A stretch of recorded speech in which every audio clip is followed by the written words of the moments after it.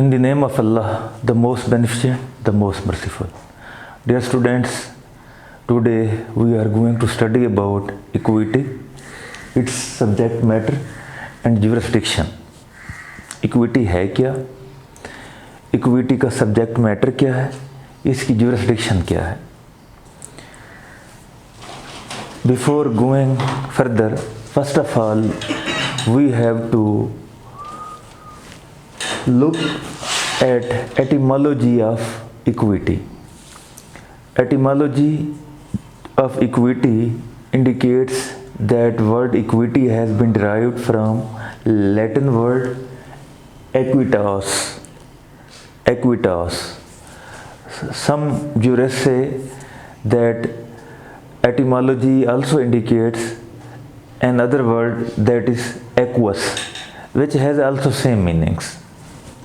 Equitas, which means equality or equalization.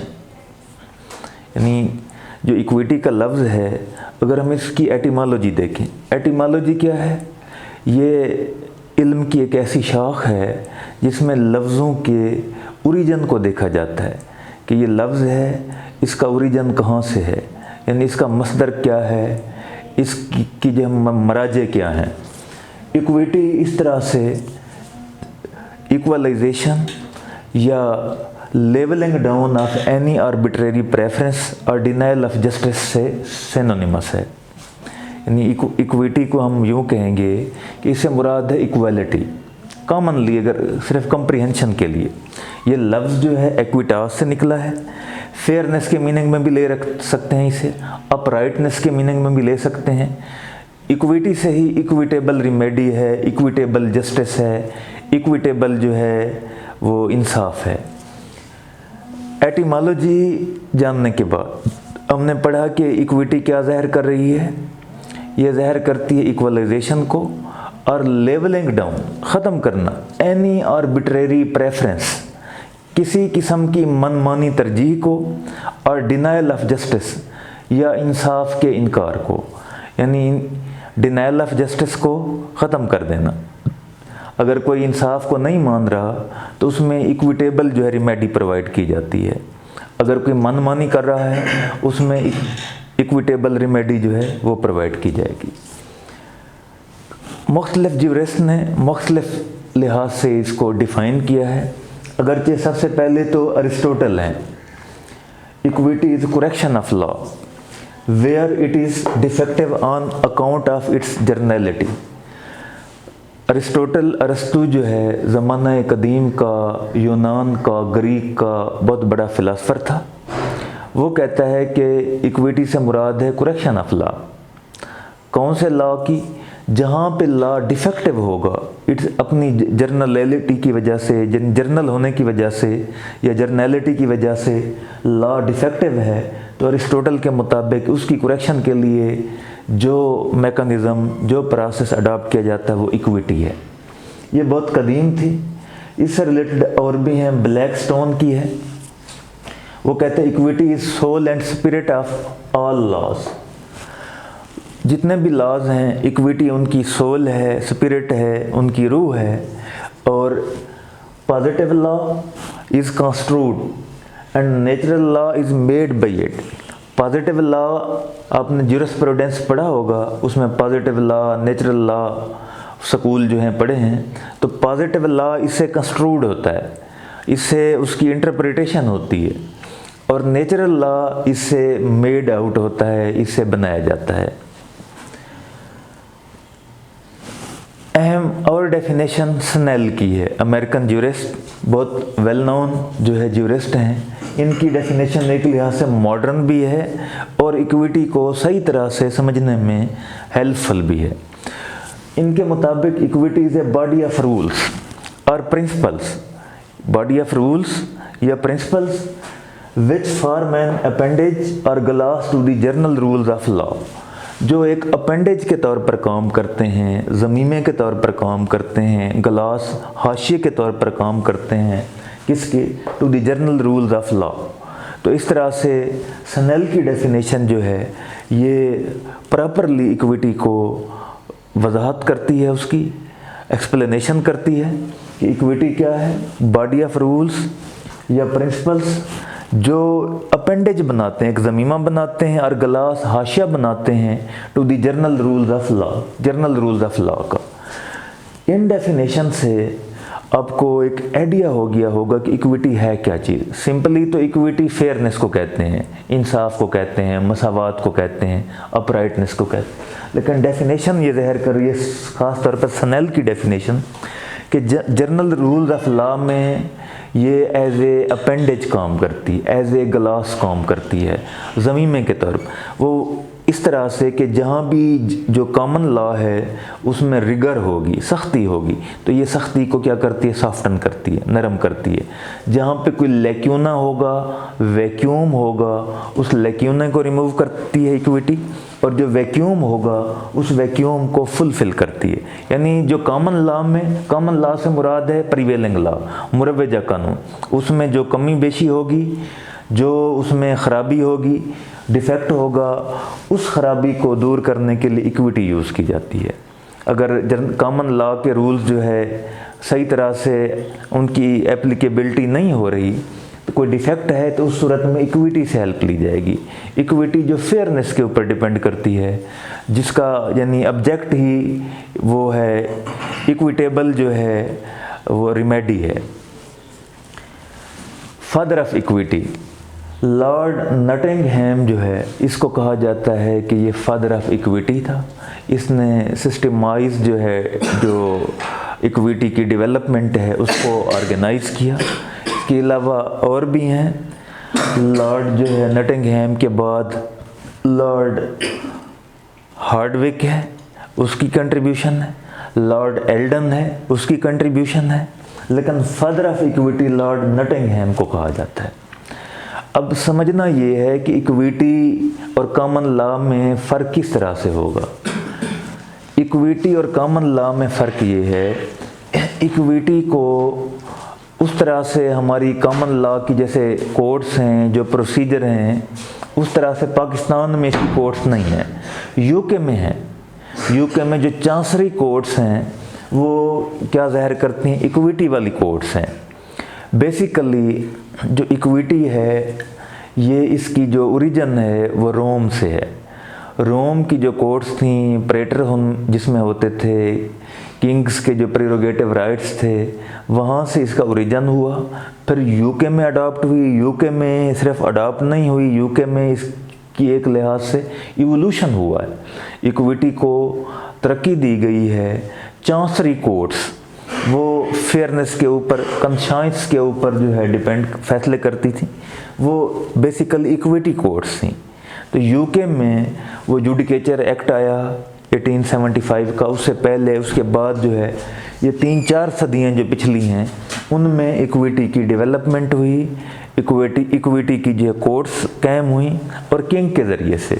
वहाँ पे king को यूके में फाउंटेन ऑफ जस्टिस करार दिया जाता है। तो इक्विटी की कोर्ट्स जो है, चांसरी कोर्ट्स जिन्हें कहते थे, वो इक्विटी के मुताबिक जो है, फेयरनेस के मुताबिक फ़ैसले करती थी। अब सवाल ये है, हमारे मुल्क में इक्विटी का क्या तनाजुर है। अगर जुरिस्डिक्शन के लिहाज से देखें तो इसकी जुरिस्डिक्शन 3 तरह से है। एक एक्सक्लूसिव जुरिस्डिक्शन है। एक्सक्लूसिव यानी अकेली सिर्फ इक्विटी ही वहाँ पे अप्लाई होगी, बाकी कोई लॉ नहीं आएगा। दूसरी है कंकरेंट जुरिस्डिक्शन, जहाँ पे इक्विटी भी होगी और बाकी साथ वाली जो है कोर्ट, वो दूसरी कोर्ट कॉमन लॉ, उसकी भी एप्लीकेशन होगी। थर्ड है ऑक्सिलरी जो है जुरिस्डिक्शन, हेल्पिंग, जहाँ पे इक्विटी से हेल्प ली जाती है। तो जुरिस्डिक्शन के लिहाज से 3 टाइप्स हो गए। एक्सक्लूसिव, बिल्कुल सिर्फ इसी इक्विटी का ही डोमेन है। सेकंड कंकरेंट, जिसमें इक्विटी और कॉमन लॉ दोनों से हेल्प ली जाती है। और थर्ड है ऑक्सिलरी, मुआविन, हेल्पिंग जो है जुरिस्डिक्शन, जिसमें इक्विटी से सिर्फ हेल्प ली जाती है किसी ख़ास प्रोसेस के लिए, प्रोसीजर के लिए। जुरिस्डिक्शन के बाद पाकिस्तान में या इंडो पाकिस्तान में हम कहें क्या इसकी सिचुएशन है। जो स्पेसिफिक रिलीफ एक्ट हमने डिस्कस किया, स्पेसिफिक रिलीफ एक्ट के अंदर जो रिमेडीज़ प्रोवाइड की गई हैं वो बेसिकली इक्विटेबल रिमेडीज़ हैं, यानी इक्विटी के ऊपर डिपेंड करती हैं, फेयरनेस के ऊपर जो है डिपेंड करती हैं। स्पेसिफिक रिलीफ एक्ट में, लिमिटेशन एक्ट में, ट्रस्ट एक्ट में, ये पाकिस्तान में जो कॉमन लॉ के जो एक्ट हैं उनके अंदर जो है ये क्या है, इक्विटी अप्लाई होती है। इक्विटी के रूल्स जो है वहाँ फॉलो किए गए हैं, इनको एक लिहाज से उन एक्ट्स के अंदर जो है लेड डाउन किया गया है, इंश्राइंड किया गया है इक्विटी के प्रिंसिपल को। तो पाकिस्तान में इक्विटी जो है अप्लाई होती है, लेकिन विद दिस डिस्टिंक्शन कि यूके की तरह हमारे मुल्क में इक्विटी के अलग सेपरेट कोर्ट्स नहीं हैं। यूके में सेपरेट कोर्ट्स जिन्हें चांसरी कोर्ट्स कहा गया, पाकिस्तान में नहीं है। लेकिन पाकिस्तान का जो कानून है उस कानून में काफ़ी सारे एक्ट रहते हैं जहाँ पे इक्विटी को जगह दी गई है, इक्विटेबल रिमेडीज़ को जो है प्रमोट किया गया है, प्रोटेक्ट किया गया है, कानून के अंदर इंश्राइंड किया गया है। अब इक्विटी कॉमन लॉ से डिफरेंट है। कॉमन लॉ में तो हमने पढ़ा कि वो कोड है, जैसे आप सीपीसी ले लें, सीआरपीसी ले लें, कोड हैं, सेक्शन हैं, आर्टिकल्स हैं, सब सेक्शन हैं, क्लासेस हैं, प्रोविजंस हैं। अब सवाल ये आता है कि ये जो है इक्विटी, इसका कोड तो है नहीं, यानी ज़ाब्ता जिसे कहते हैं, जैसे ज़ाब्ता दीवानी, code of civil procedure, equity का तो ऐसा कोई कोड नहीं है कि क्लासेस हों, आर्टिकल हों, वो नहीं है। तो इक्विटी की फिर एप्लीकेशन कैसे होती है? इक्विटी की एप्लीकेशन होती है थ्रू मैगज़िम्स। मैगज़िम्स को कॉमन लैंग्वेज में आप मकूले कहते हैं, लेकिन सिर्फ सिंपल मकूला कह देना ये काफ़ी नहीं है। मकूला जो है, जिसे प्रोवर्ब कहते हैं, ऑफ्ट कोटेड प्रोवर्ब कह लें, वो एक्सियम कह लें, इस चीज़ को, मैगज़िम को सही तरह से लीगली इक्विटी के लिहाज से इंटरप्रेट नहीं करता। इक्विटी के लिहाज से एक डेफिनेशन जो है वो एक ज्यूरिस्ट ने दी है, वो कहता है कि owing to its haphazard origin, equity का ओरिजिन कोई इस तरह सिस्टमेटिक नहीं है कि लेजिस्लेचर बैठी हो और उसने आके एक कोड बना दिए, आर्टिकल बना दिए, ऐसा नहीं है। बल्कि equity is not a complete system, equity complete system नहीं है। यहाँ पे yet there are certain general principles on which the Court of Chancery exercise its jurisdiction. कुछ जनरल प्रिंसिपल्स हैं जिनके ऊपर चांसरी की कोर्ट ने अपनी जुरिस्डिक्शन एक्सरसाइज की। दीज जनरल प्रिंसिपल्स इम्बॉडीड या इम्बॉडीज इन पिथी सेंटेंसेस। ये जो जनरल प्रिंसिपल्स हैं इम्बॉडी हैं पिथी सेंटेंसेस में, ऐसे सेंटेंसेस जो काफ़ी जो है मीनिंग रखते हैं, वेटेज रखते हैं, इनको हम कहते हैं मैगज़िम्स ऑफ इक्विटी। यानी वो जनरल प्रिंसिपल्स जो इम्बॉडीड हों in pithy sentences are called maxims of equity. Equity की जो एक लिहाज से जुरिस्डिक्शन है, एप्लीकेशन है, डिस्पेंसेशन है जस्टिस की, या प्रोविजन ऑफ रेमेडी है, वो इन मैगज़िम्स के ज़रिए है। मैगज़िम्स काफ़ी सारे हैं, जैसे उबी जस इबी रिमेडियम, there is no wrong without remedy, he who comes to equity must do equity, he who seeks equity must do equity, he who comes to equity must come with clean hands, और delay defeats equity. ये काफ़ी सारे, equity looks to the intent not to the form, वो बहुत सारे हैं। Even वो जो है लॉ के बारे में जैसे है कि law always support the vigilant not the indolent, तो ये भी इक्विटी का है, इक्विटी से लिए गए। ये मैगज़िम्स हैं, ये असूल हैं।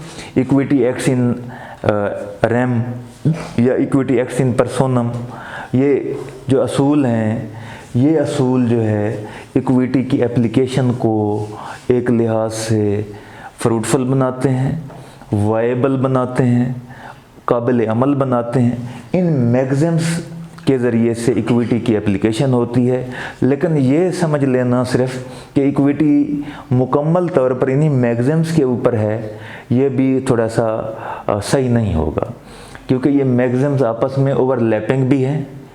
इक्विटी एक जर्नल जो है प्रोसेस, इसमें कस्टम भी थी, और कंशाइंस ज़मीर जो है उसकी डिक्टेट्स वो ज़्यादा काउंट हुई हैं, चांसरी कोर्ट्स के डिसीजंस हैं, उनके बाद जो है उस प्रोसेस के नतीजे में मैगज़िम भी डेवलप हुए और इक्विटी जो ख़ुद भी डेवलप हुई।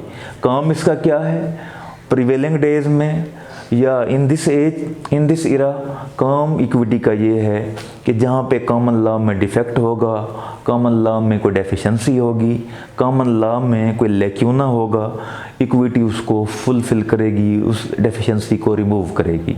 तो ये एक्ट करती है आजकल एज एन अपेंडेज या ग्लास के तौर पर, ज़मीमे के तौर पर या हाशिए के तौर पर टू दी जर्नल रूल्स या प्रिंसिपल्स ऑफ लॉ।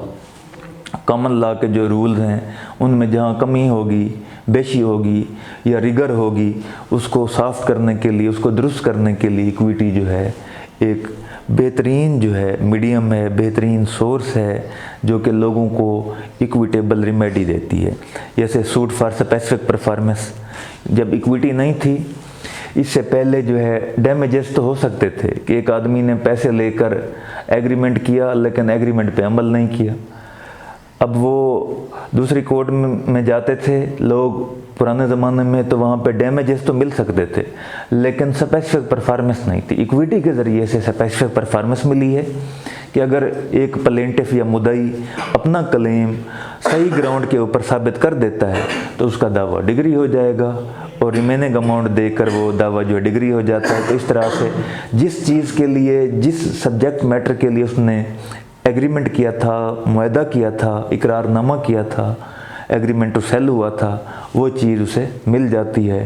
तो ये चीज़ इस तरह का जो वो है डिस्पेंसेशन ऑफ जस्टिस है, ये इक्विटी का एक ख़ास कह लें ट्रेडमार्क है, इक्विटी की ख़ास पहचान है, इक्विटी का जो है डिस्टिंग्विशिंग फीचर है या उसका मेन ट्रेट है।